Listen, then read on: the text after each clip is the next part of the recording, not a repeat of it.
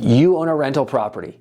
What repairs are the responsibility of the landlord, and what should the tenant pay for?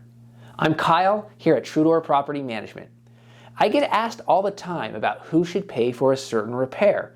The first thing I tell someone is to read the lease agreement. The lease or rental agreement should be the guide. Here's some common wording found in most leases.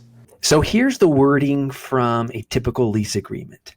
It says, tenant shall immediately notify landlord in writing of any problem, malfunction, or damage with any item, including carbon monoxide devices and smoke alarms on the property. Tenant shall be charged for all repairs or replacements caused by tenant, pets, guests, or licensees of tenant, excluding ordinary wear and tear.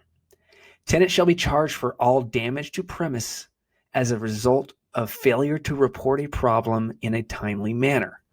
Tenant shall be charged for repair of drain blockages or stoppages unless caused by defecting plumbing parts or tree roots invading sewer lines. Tenant will be charged for service calls where vendors are dispatched and no issues are found or no work is required. So what does that mean? The agreement gives general guidelines and outlines some specifics, but does not give specifics for every situation. I can understand why there can be some confusion. So let's break it down. The tenant will pay for repairs caused by the tenants or their guests. This is called damage. The tenant will not pay for wear and tear. So what's the difference between damage and wear and tear? Wear and tear is the normal decline of items on the property that comes naturally over time. The flooring wears down and gets minor scratches. The paint gets scuffs and the discoloration, and the baseboards get dirty. The sink and countertops might have minor scratches, and the cabinetry gets worn down over time. If you have more people, you will expect more wear and tear than just one person. The best way to describe damage is anything beyond normal wear and tear that appears as something broken in the home. Using the same items as described earlier, the flooring will have stains or large gouges. The paint is worn out in its first year. A countertop that's been cracked from impact, or cabinetry with impact damage. Appliances can come into question. When a fridge stops working or the ice maker breaks down, landlords want to blame the tenant. The property owner may say that the tenant used the appliance too hard. They overloaded the washing machine or ran the heater too much. Because it's not possible to understand exactly how the tenant might have used the appliance, the property owner will take responsibility for these repairs. Unless, of course, the lease agreement says otherwise. You'll find that most repairs on a rental property are from normal wear and tear.